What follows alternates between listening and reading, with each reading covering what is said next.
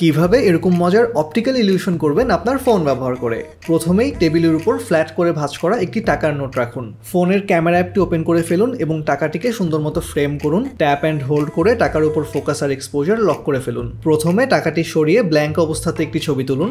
এরপর আস্তে করে টাকাটিকে ফ্রেমে নিয়ে আসুন এবং টাকাটি সহ আরেকটি ছবি তুলে ফেলুন। এখন ক্যামেরা অ্যাপ ওপেন করে আরেকটি ফোন একটি ফোন স্ট্যান্ডের উপর বসিয়ে ফেলুন। প্রেস করুন রেকর্ড। একটু আগে তোলা ছবিটিকে ওপেন করুন।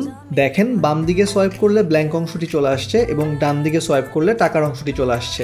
এবং আরও খেয়াল করুন আমার ফোনের স্ক্রিনের টাকার সাইজ এবং অরিজিনাল টাকার সাইজ কিন্তু সিমিলার। এখন অরিজিনাল টাকাটিকে ফোনের পিছনে যে কোনো একটা আঙ্গুল দিয়ে আলতোভাবে ধরে রাখতে হবে।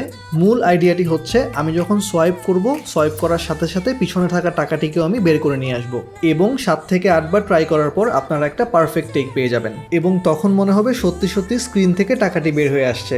ব্যাস, হয়ে গেল আমাদের অপটিক্যাল ইলিউশন।